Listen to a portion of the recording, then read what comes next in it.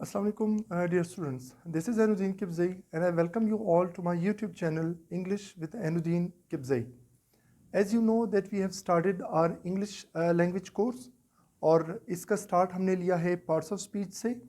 उन parts of speech में से पहला पार्ट ऑफ स्पीच नाउन हम कंप्लीट कर चुके हैं. उसकी डेफिनेशन, उसके टाइप्स, डिफरेंट रूल्स, उससे रिलेटेड जो टेक्निकलिटीज़ होंगी वो सब कंप्लीट करने के बाद आज हम अपने दूसरे पार्ट ऑफ स्पीच की तरफ आएंगे, दैट इज़ प्रोनाउन. ठीक है. अब अगर आप देखें, ये वर्ड मैंने दो पार्ट्स में लिखा है. First one is pro and the other one is noun. ठीक है. अब नाउन का तो हमें पता है, हम पहले पार्ट ऑफ स्पीच के तौर पे इसको पढ़ चुके हैं, राइट. It means name. जबकि प्रो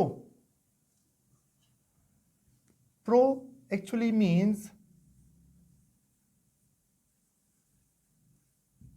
डेप्यूटी. ठीक है. डेप्यूटी, चले आप इसे कह लें असिस्टेंट. अब इसका काम क्या है? इसका काम असिस्ट करना है. किसे असिस्ट करना है? नाउन को असिस्ट करना है. ठीक है. आप इसको यूं समझे कि जैसे एक यूनिवर्सिटी है, उस यूनिवर्सिटी में एक वीसी होगा और उसके साथ एक या दो प्रो वीसी होंगे. अब प्रो वीसी जो है उनका काम क्या है कि उन्होंने वीसी को असिस्ट करना है.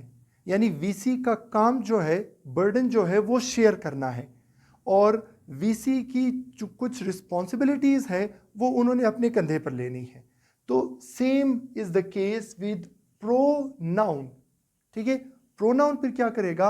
वो नाउन की कुछ रिस्पॉन्सिबिलिटीज़ जो है, कुछ बर्डन जो है वो खुद उठा लेगा. अब वो कैसे? अब फॉर एग्जांपल एक सेंटेंस में नाउन एक दफ़ा यूज़ हुआ, ठीक है, फिर उससे अगले सेंटेंस में वो नाउन फिर यूज़ हुआ, फिर यूज़ हुआ. इसका मतलब ये हुआ कि नाउन बार बार यूज़ हो रहा है, उसका बर्डन बहुत ज़्यादा है.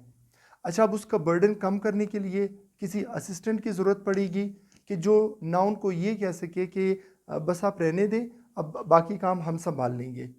ठीक है. तो वो असिस्टेंट जो होगा उसे हम कहेंगे प्रोनाउन. अब सपोज एक सेंटेंस है,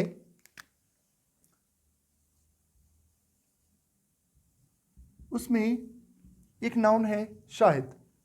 ठीक है. Shahid is a student. अच्छा, Shahid works hard, Shahid studies in an academy, Shahid makes notes. अब ये शाहिद शाहिद शाहिद ये बार बार यूज़ हो रहा है. ठीक है. Shahid is actually a noun. अब क्या करना है? नाउन को असिस्ट करना है. ठीक है. उसका बर्डन कम करना है. तो फिर क्या होगा कि इसका एक असिस्टेंट आ जाएगा. कौन? ही. और वो उसे ये कहेगा कि शाहिद साहब आप एक दफ़ा सिर्फ अपेयर हो जाए. ठीक है. उसके बाद फिर आप आराम से बैठें, आपका सारा बर्डन जो है वो हम उठाएंगे. हम मीन्स ही और ही के डिफरेंट केसेस. ठीक है, कि जो हम थोड़ी देर में डिस्कस करेंगे.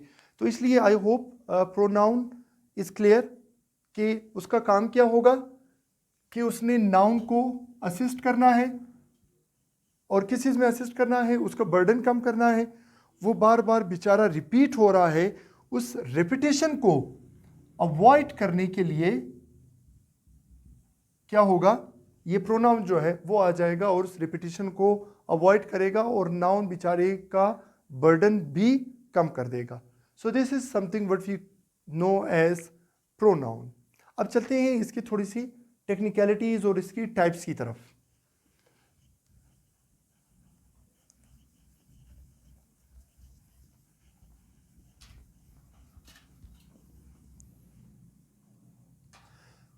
अच्छा, जब हम बात करते हैं डायरेक्ट इनडायरेक्ट की, जब हम बात करते हैं कि डू यूज़ कहाँ करना है, डज़ कहाँ पे यूज़ करना है, हैज़ और हैव कहाँ पर यूज़ करने हैं, तो इनसे रिलेटेड डिफरेंट क्वेश्चंस माइंड में आते हैं. अब जब इनसे रिलेटेड आप क्वेश्चन स्टडी करते हैं तो आपको तीन चीज़ें काफ़ी सुनने को मिलती है कि यार फर्स्ट पर्सन है, सेकंड पर्सन है, थर्ड पर्सन है. तो अभी हम देखते हैं कि ये फर्स्ट सेकंड थर्ड पर्सन आखिर है क्या. इनको ज़रा एक दफ़ा देख लेते हैं. ठीक है. अब देखिए, जब हम बात करेंगे पर्सन्स के बारे में, सबसे पहले हम बात करते हैं फर्स्ट पर्सन के बारे में। अब फर्स्ट पर्सन एक्चुअली मीन्स कहीं पर कोई कन्वर्सेशन, ठीक है, कोई डिस्कशन वगैरह होने लगी है। अब आप एक चीज़ मन में रखें कि जो कन्वर्सेशन स्टार्ट करने वाला होगा, ठीक है, यानी पहला बंदा जो इसको इनिशिएट करेगा, पहला मीन्स फर्स्ट पर्सन, तो वो कैसे इनिशिएट करेगा? ऑफ कोर्स वो बोलेगा। सो it means first person is the speaker. अच्छा चले ठीक है, एक जगह महफिल है, लोग बैठे हुए हैं। अब अगर उनमें एक बंदा बोल रहा है, ठीक है, एक बंदा बात कर रहा है, तो वो जब अपने बारे में बात करेगा तो वो खुद को क्या कहेगा? ठीक है, लोग सुन रहे हैं और वो ये कहेगा कि सपोज कोई क्लास है कि आई एम योर टीचर, ठीक है, वो खुद को आई कहेगा। अच्छा, अब ऐसा भी हो सकता है कि एक से ज़्यादा बंदे कुछ लोगों से मुखातिब हैं, तो जब ज़्यादा होंगे तो वो अपने आप को, यानी जो बात कर रहे हैं, कलेक्टिवली क्या कहेंगे? वी, ठीक है, वो कह सकते हैं कि we are your friends, we are your teachers. तो इसलिए फर्स्ट पर्सन जो इनिशिएट करेगा टॉक को, उसे हम स्पीकर भी कहेंगे। अगर वो एक है तो आई, और अगर एक से ज़्यादा है तो वी। ये तो हो जाएगा हमारे पास फर्स्ट पर्सन। अब आते हैं सेकंड पर्सन की तरफ। अच्छा चले ठीक है, बात इनिशिएट हो गई, ठीक है, someone has finally broken the ice. अब जो बात कर रहा है वो खुद को आई या वी कह रहा है। अब वो जिससे मुखातिब है, ठीक है, फॉर एग्जाम्पल टीचर है, क्लास में है, तो वो किसी को कहेगा कि you are a student. So it means वो जिससे मुखातिब है वो उसे यू कह रहा है। अच्छा, अब अगर एक से मुखातिब है तो उसे यू कहेगा, और अगर ज़्यादा लोगों से मुखातिब है तो भी यू कहेगा। सो इट मीन्स सेकेंड पर्सन हमारे पास है यू, और इसमें दोनों आ जाएंगे, सिंगुलर वाला यू भी और प्लूरल वाला यू भी, ठीक है। अब यहाँ पर एक टेक्निकल पॉइंट ध्यान में रखें। बहुत सारे लोग ये कहते हैं कि सेकंड पर्सन जो है उसे हम कहते हैं लिसनर, ठीक है, जबकि सेकंड पर्सन लिसनर नहीं होता। अब वो कैसे? सपोज एक क्लास है, ठीक है, स्टूडेंट्स बैठे हुए हैं, और टीचर एक बंदे को कह रहा है, एक स्टूडेंट को कह रहे हैं कि यू स्टैंड अप। अच्छा, अब बात सबने सुनी है, तो फिर क्या होगा? सब खड़े हो जाएंगे? Obviously not. सिर्फ जिसको मुखातिब किया गया है वो खड़ा होगा, ठीक है। तो इसका मतलब ये हुआ कि सेकंड पर्सन लिसनर नहीं होता, सेकंड पर्सन होता है कि जिसे मुखातिब किया जाए, और मुखातिब करने वाले को हम क्या कहते हैं? Any guess? जिसको मुखातिब किया जाता है उसे हम कहते हैं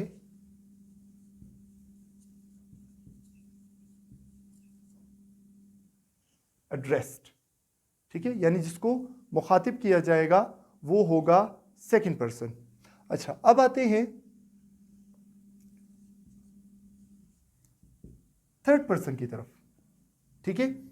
अब थर्ड पर्सन क्या होगा? आई, वी, यू, इन तीनों को निकालकर दुनिया में जो कुछ बच जाता है वो थर्ड पर्सन होगा, राइट।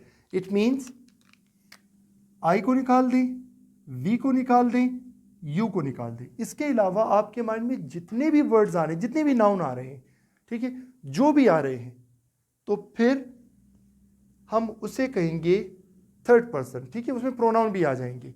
अब वो कैसे? फॉर एग्जाम्पल मैं यहां पर लिखता हूं ही। अच्छा, मैं किसी से बात कर रहा हूं, ठीक है, और मैं उसे कह रहा हूं कि यार ही इज अ स्टूडेंट, तो मैं बात कर रहा हूं मैं आई हूं, ठीक है। जो मेरी बात सुन रहा है वो यू है, और जिसके बारे में बात कर रहे हैं वो ना तो आई है और ना यू है, वो क्या है, इन दोनों से हटके है। तो इसका मतलब ये हुआ कि वो थर्ड पर्सन होगा। ठीक है, तो इसलिए थर्ड पर्सन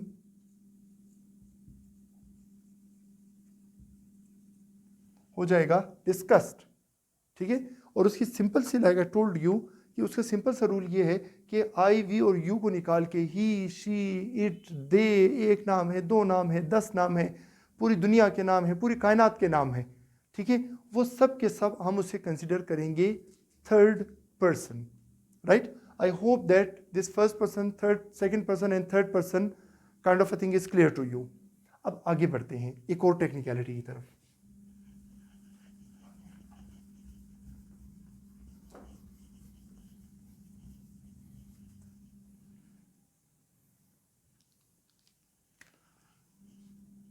अब जब आगे चलकर हम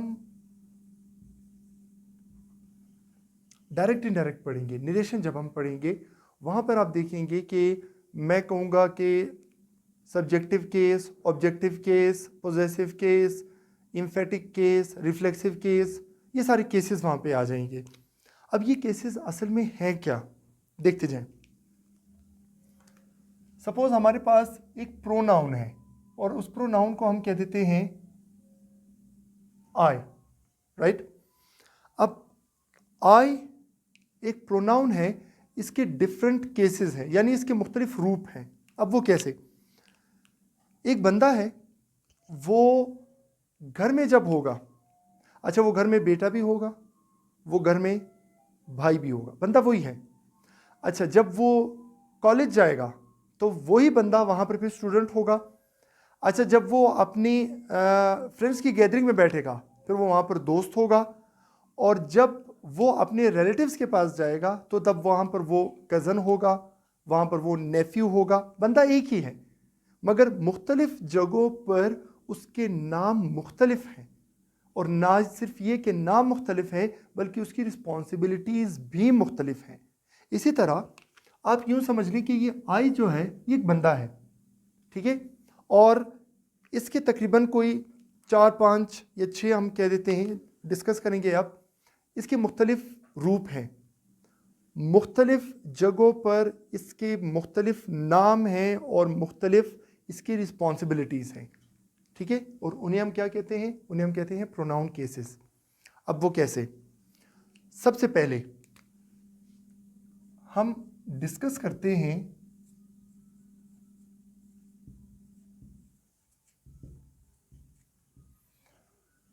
इसका सब्जेक्टिव केस, ठीक है।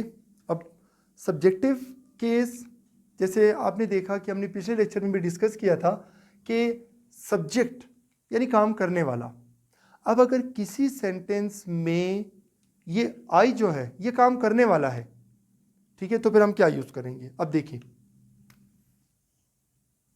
I watch cricket.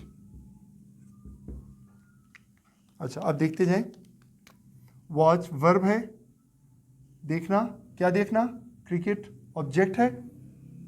यहां पर आई क्या है, यहां पर ये काम कर रहा है सब्जेक्ट का। सो it means I is the subjective case, यानी किसी सेंटेंस में अगर आप बात करेंगे आई के बारे में और वो काम कर रहा है तो फिर हम उसे कहेंगे सब्जेक्टिव केस, ठीक है। ये तो हमारे पास आ जाएगा सब्जेक्टिव केस। अब देखते हैं सेकंड केस।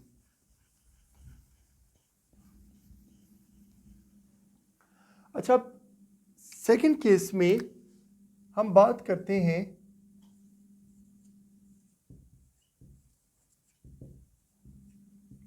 ऑब्जेक्टिव केस के बारे में। अब ऑब्जेक्टिव केस मीन्स कि अगर आई किसी सेंटेंस में काम करने वाला नहीं है बल्कि वो काम रिसीव करने वाला है तो फिर उसकी शेप क्या होगी। अब देखिए, ही हेल्प्स, ठीक है, यानी ही जो है काम कर रहा है, क्या काम कर रहा है, मदद कर रहा है। अच्छा, ही काम करने वाला है, हेल्प जो है उसका काम है, मैं रिसीव करने वाला हूं। तो इसलिए फिर यहां पर जब मैं रिसीव करने वाला हूं तो मैं यूज करूंगा मी। यह है आई की एक फॉर्म है, ठीक है। और कौन सी फॉर्म है? ऑब्जेक्टिव फॉर्म, यानी ये यहां पर यूज हुआ है एज एन ऑब्जेक्ट, तो इसे हम कहेंगे objective case, right. I hope this one is clear to you. आगे चलते हैं थर्ड केस की तरफ।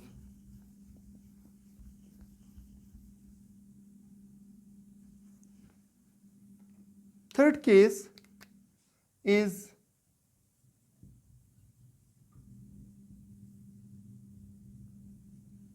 पोजेसिव, ठीक है। अब पोजेसिव में पोजेसिव प्रोनाउन भी होते हैं, पोजेसिव एडजेक्टिव्स भी होते हैं। स्टूडेंट्स अक्सर इसमें गलती कर जाते हैं, तो थोड़ा सा हम इन्हें डिस्कस करते हैं कि ये हैं क्या। सबसे पहले तो हम यूं करते हैं कि possessive pronoun and possessive adjective के बारे में बात करते हैं। अब पोजेसिव प्रोनाउन या पोजेसिव एडजेक्टिव, इन दोनों में एक चीज़ कॉमन है। ये क्या शो करेंगे? ये शो करेंगे पोजेशन। अब वो कैसे? पहले बात करते हैं पोजेसिव एडजेक्टिव के बारे में। दिस इज माई बैग, ठीक है। एडजेक्टिव हम आगे जाके पढ़ेंगे। एडजेक्टिव की सिंपल सी डेफिनेशन है, ज़्यादा हम डेफिनेशंस में नहीं उलझेंगे। किसी नाउन या प्रोनाउन के बारे में इंफॉर्मेशन दे रहा है। अब दिस इज बैग, आप माई को फिलहाल रहने दें। अब मैं यहाँ पर माई लगाता हूँ तो वो क्या करेगा? वो मुझे इस बैग के बारे में एडिशनल इंफॉर्मेशन देगा। सो इट मीन्स माई क्या हुआ? माई इज एन एडजेक्टिव, ठीक है। एक तो ये चीज़ आपने माइंड में रखनी है कि माई जो है वो एक एडजेक्टिव है। और कौन सा एडजेक्टिव? Possessive adjective. और उसकी छोटी सी निशानी भी है, ठीक है। आगे चल के फिर हम डिस्कस भी करेंगे different places of an adjective, कि ये जिस नाउन या प्रोनाउन के बारे में आपको इंफॉर्मेशन देगा, स्पेशली नाउन के बारे में, वो नाउन इसके बाद आ जाएगा, ठीक है। बैग के बारे में इंफॉर्मेशन दे तो this is my bag. Pronoun के बारे में बात करते हैं। This bag is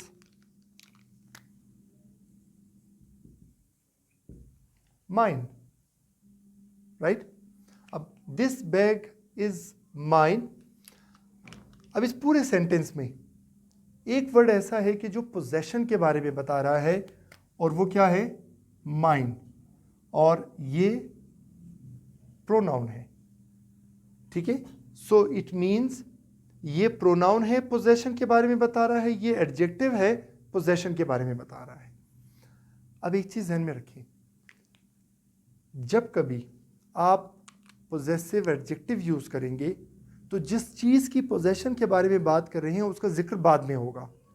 for example my bag, अगर आप जिस चीज़ की पोजेशन के बारे में बात कर रहे हैं उसका जिक्र पहले कर देते हैं तो फिर आप कहेंगे दिस बैग इज माइन, ठीक है। एक और सिंपल सी example, this is your marker, right.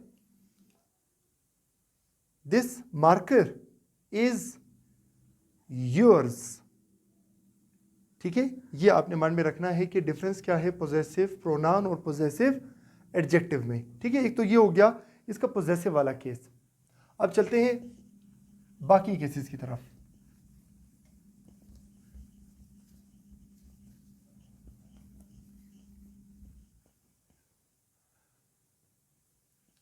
अच्छा, इसमें इसका फोर्थ केस होगा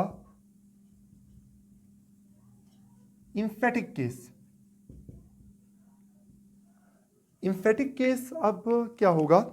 इम्फेटिक वर्ड डिराइव हुआ है इम्फेसिस से, ठीक है, यानी स्ट्रेस, जोर।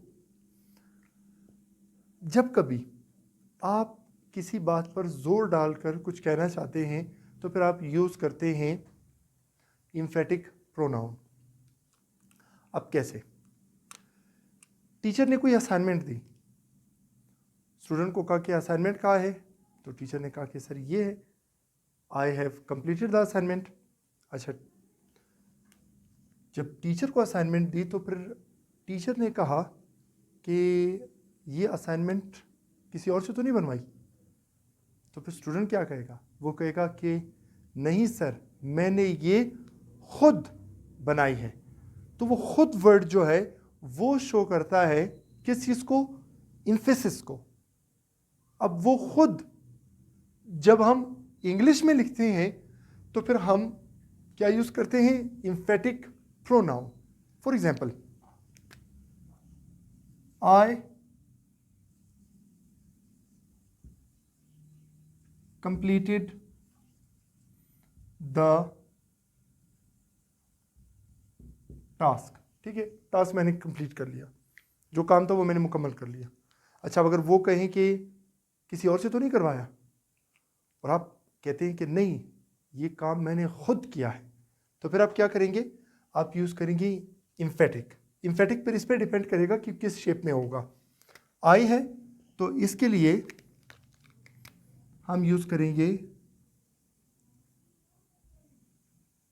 My self. I myself completed the task। अब एक चीज ध्यान में रखें, जब कभी हम इम्फेटिक प्रोनाउन यूज करेंगे इम्फेसिस के लिए, तो जिस काम पर आप जोर डाल के कह रहे हैं कि भाई ये काम खुद किया है, आप इम्फेटिक प्रोनाउन पहले लिखेंगे, उस काम का जिक्र बाद में करेंगे, ठीक है। यानी ये पोजीशन आपने माइंड में रखनी है। इसे हम नाम दे देते हैं ई मीन्स इम्फेटिक, और इसे हम नाम दे देते हैं वी, यानी वो वर्ब, वो काम। तो ये आपको जरा माइंड में रखना है। अब कंफ्यूजन कहाँ पे होती है कि जब हम बात करते हैं रिफ्लेक्सिव के बारे में, और अक्सर स्टूडेंट्स इम्फेटिक और रिफ्लेक्सिव में गलती कर जाते हैं। उसका रीज़न ये है कि इनके स्पेलिंग सेम होते हैं। अब वो कैसे? इसको हम जरा साथ लेके चलते हैं। नंबर 5 पे मैं लिख देता हूं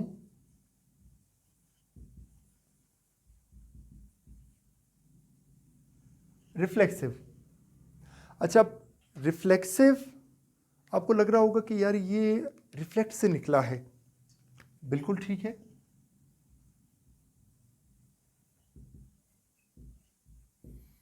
अच्छा, फिर आप को ये भी आइडिया होगा कि रिफ्लेक्ट का मतलब क्या है, कि कोई चीज़ किसी जगह पर पड़ी या लगी और वो फिर आगे ना जाए, बल्कि वो क्या हो, वो बाउंस बैक होकर वो मुड़ के वापस आ जाए, ठीक है, जिसको हम रिफ्लेक्ट करना कहते हैं।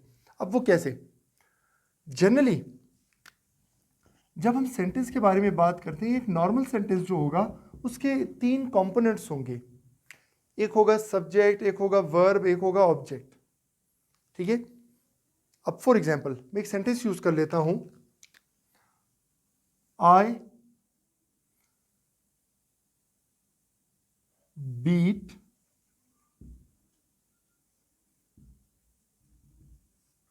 आसिफ, राइट। अब यहां पर एक काम मारने की बात हो रही है, वर्ब। अच्छा, कौन मार रहा है?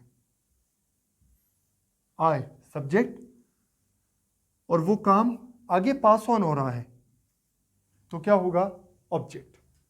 अच्छा, अब अगर ऐसा हो कि ये काम आगे पास ऑन ना हो, बल्कि ये काम वापस रिफ्लेक्ट होकर करने वाले की तरफ आ जाए, अब वो कैसे? For example, I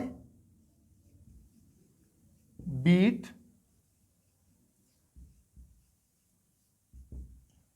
my self, ठीक है। अब देखें, I, subject, beat, verb, myself, यानी जिसको मार पड़ी है, ठीक है, तो मार किसको पड़ी है? मुझे ही पड़ी है। तो अब देखें, एक काम करने वाले का काम कहीं आगे पास ऑन नहीं हुआ, बल्कि रिफ्लेक्ट होकर वापस काम करने वाले की तरफ आ गया। फॉर एग्जाम्पल, मैं ये नहीं कह सकता कि आई बीट आसिफ, नो, मैं कहूँगा कि आई बीट माई सेल्फ, यानी काम करने वाला भी मैं और काम रिसीव करने वाला भी मैं। तो इसलिए जब कभी आप किसी ऐसे काम के बारे में बात करेंगे कि जिसमें करने वाला और रिसीव करने वाला दोनों सेम है, तो फिर हम यूज करेंगे रिफ्लेक्सिव। ठीक है, एक पॉइंट माइंड में रखें, वर्ब पहले आया और ये जो था जिसको हम रिफ्लेक्सिव कह रहे हैं ये बाद में आया। ठीक है, अब आपने क्या करना है, एक सिंपल सा पॉइंट माइंड में रखें, एम्फेटिक का मतलब है ईवी, रिफ्लेक्सिव का मतलब है वी आर। एम्फेटिक में ये पहले आया, वर्ब बाद में आया, जबकि रिफ्लेक्सिव में वर्ब पहले आया और ये रिफ्लेक्सिव ये बाद में आया। तो ये सिंपल सा रूल आपने माइंड में रखना है।